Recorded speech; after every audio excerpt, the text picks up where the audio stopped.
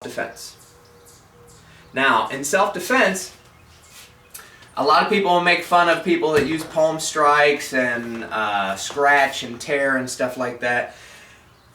But if you are accustomed to fighting and you talk about self-defense and you say, well, I do this and that, well, yeah, that's different. You're used to getting in a fight. Okay, that's a fight. That's, hey, you and I should have a fight. Self-defense is this guy attacks me, I have to defend myself.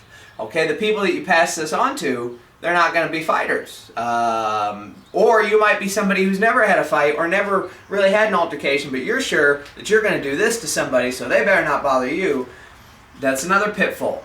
Great for you. Maybe you can do it. Maybe I'm wrong. Maybe you come over here, show me up, beat me up, video it, and laugh in front of everybody. Maybe that's true, but I've seen a lot of people that tell me what they would do in a real fight. You see them in a real fight, and it is not the same thing at all whatsoever.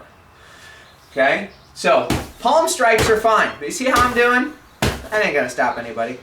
So I need to be able to put my hip into it. I need to keep my hands up.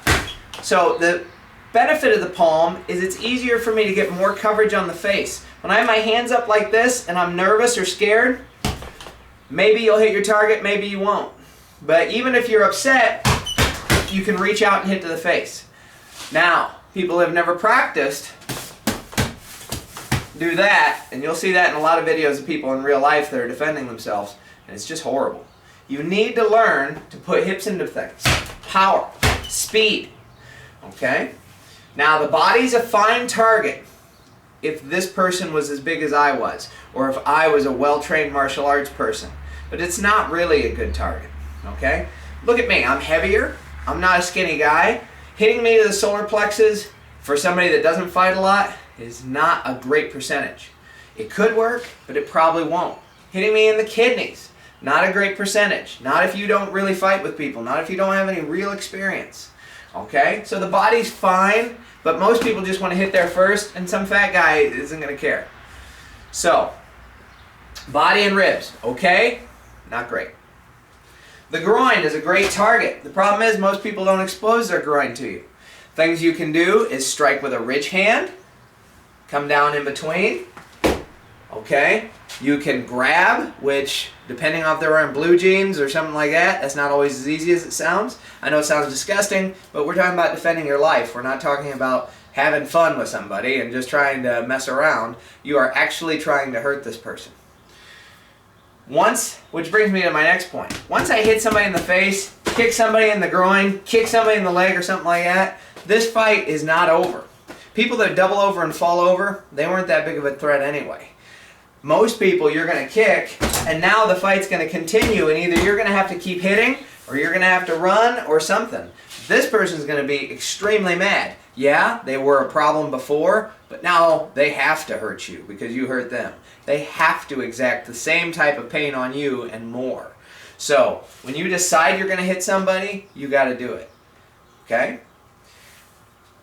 Now, there's all kinds of pressure points. There's hitting to the... Now, if you're about the same size and you're hitting to the kidneys, you're hitting to the back of the head. Again, back of the head. You hit somebody with a board or you slap somebody real hard in the back of the head, it tends to help stun them.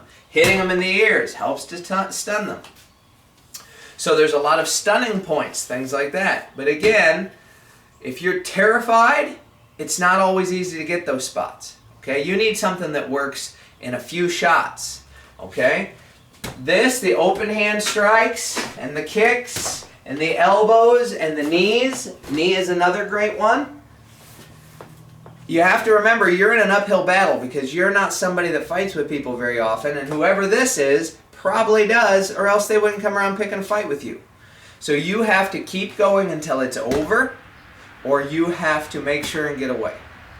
So I want you to notice that this is a big difference from guy or just boxing and stuff like that. If somebody fights with you and you're a boxer or a cage fighter, yeah, that's okay. They're in trouble. Fine. But the majority of people learning self-defense, they're not putting the time in on the bag. They're not putting the time in the gym. Okay? They're not showing up at the martial arts school, stuff like that. And martial artists, you guys have to go up to the MMA level if you want to really learn how this self-defense is going to affect you. Okay? Mixed martial arts people, you have to think about what's going to happen on the street versus what's going to happen in the cage. There's a lot to it. So there's these 3 levels of striking points, okay? Head, body, and back for karate people. Mixed martial arts people, pretty much anything you want to strike to as long as it's not the back of the head or the groin. Self-defense people, the world's your oyster. You hit them anywhere you want. You can hit limbs, you can do all that other stuff, but do you want to spend time doing that? If somebody punches me in real life, do I want to catch it, break their arm, and then come around and do all this stuff?